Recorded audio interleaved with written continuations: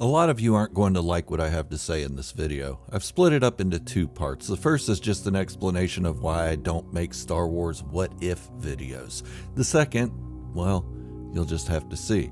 But I think the second part is something that has to be said. I don't do stuff like this often or really ever. So if you're new here, keep that in mind. I'm just going to say this one time and move on. I just need a moment to vent. Now, I know a lot of Star Wars fans out there like these Star Wars what if videos, but I don't do those. And I have nothing against anyone who does. I also have nothing against anyone who likes them. But they say you should make videos about the things you would want to see and things you like. And that's what I do with my channel. I don't watch Star Wars what if videos very often, so I wouldn't make a video about something I don't love. Although I have made one or two of those videos in the past, I just didn't love doing it. I felt like I was pandering, and if you know me, I likes to keep it real. A lot of the what if videos seem fairly intriguing to me, but then I bring myself back to reality. What if Qui-Gon Jinn was a Kowakian monkey lizard? Well, he wasn't. What if Obi-Wan Kenobi pooped himself when he saw Darth Maul? Well, he didn't. Not that we saw, anyway. I didn't go checking his shorts for seepage, but I'm fairly certain the level of confidence he showed in the Duel of the Fates and the level of athleticism would tell me, no, he didn't poop his Jedi robes. What if Anakin Skywalker actually likes sand? I think you get my point. To me, it just seems irrelevant because none of it happened. I like talking about what actually has happened in Star Wars. I like talking about how Obi-Wan Kenobi took Maul down in 2 moves. It was true poetry. The point is, I love Star Wars, and if I go into the what if side of it, then I feel like I don't really love Star Wars for what it truly is, but rather I'd be making up a version of Star Wars that doesn't exist, because the real stories are too boring or something like that. And I am in no way saying you shouldn't like what if stories, by all means. There are some talented fans writing these stories, and you should absolutely enjoy what tickles your pink side. I'm just saying, I won't talk about that stuff because it isn't me. That's it for that topic, and before I move on to the fun stuff, here's a shameless plug. If you enjoy what I'm saying, then hit the subscribe button and stick around because I have so much more to say in this video. Not to mention, my channel will make your family love you more. Not that they don't, but they will shower you with Star Wars merch and praise you as Lord or Lady of your domicile. Okay, let's get back to it. Now, watch my cool intro video.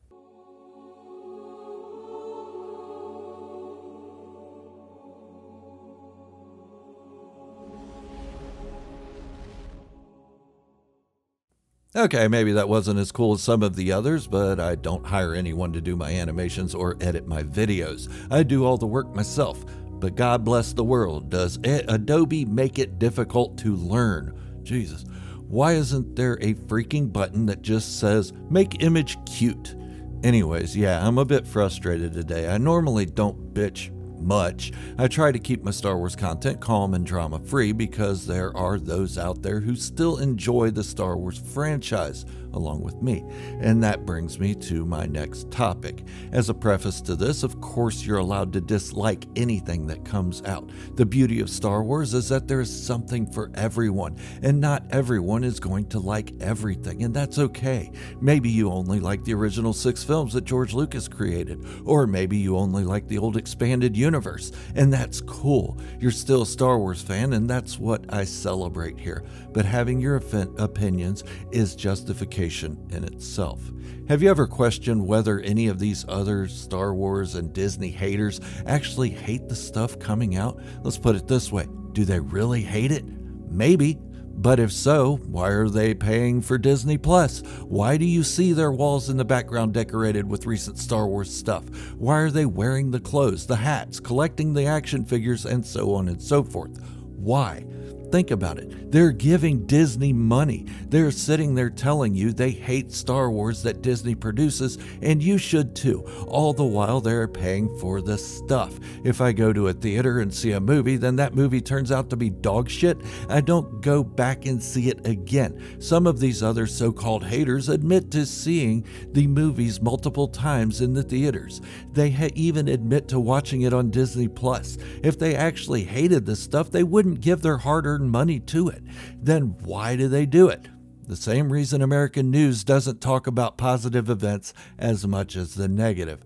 Negativity sells. But Gerald, how will they know it's crap if they don't watch it?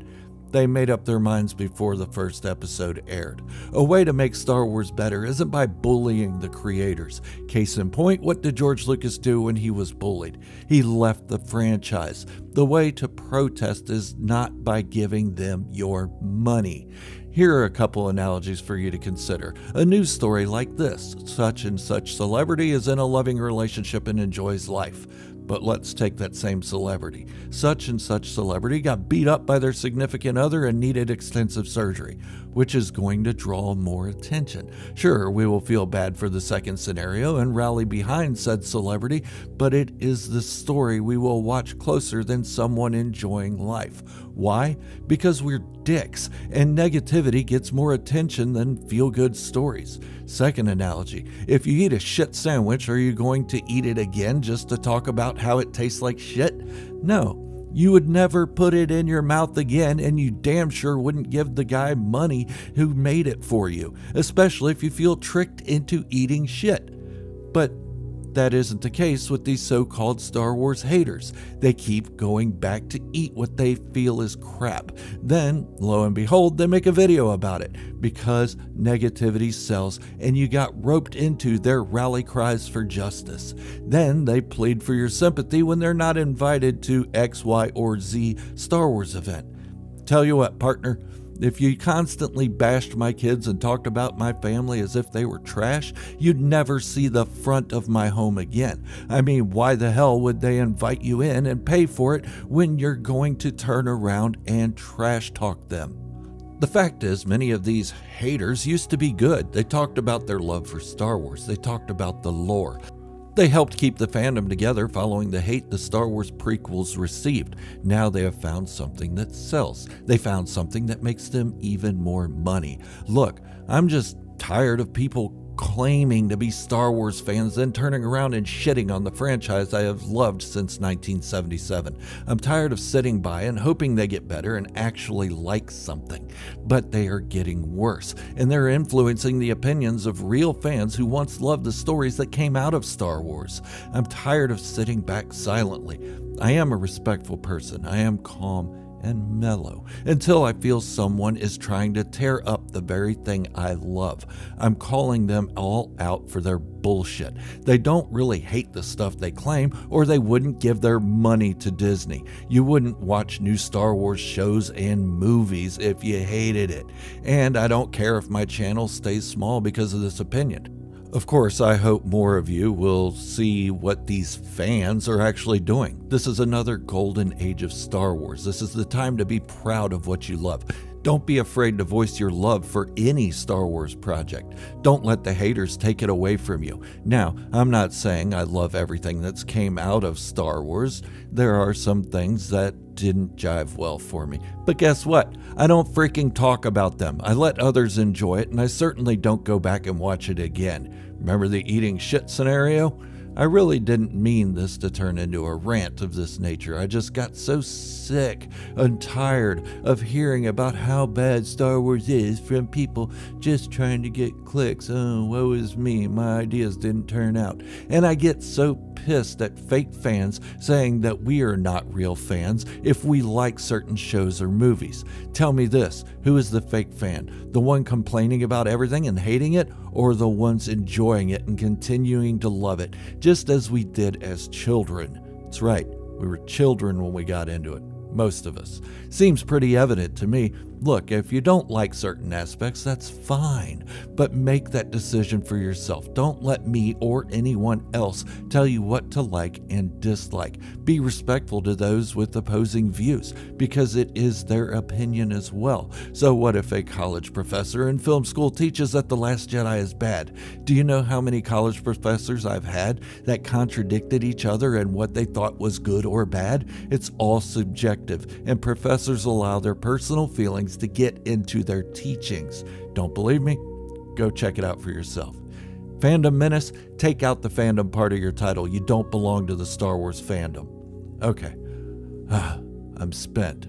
I hope this hasn't ruined you on what I do here. The point is, I love Star Wars, and that isn't going to change. Not in my personal feelings, nor in how I present it on my channel. I keeps it real, like I said in the beginning. Is this video YouTube suicide? Maybe. I guess we'll see. Leave me a comment. Say whatever you want. It's your turn. I'm not asking for praise. I'm giving you a forum to speak up. I'll read it. Trust me. I'll probably even respond. Have a great day. This is Gerald, and I'm a Star Wars fanatic wishing you all great health, happiness, and peace. Thank you all for watching, and remember, this is the way, and love for Star Wars is the only way.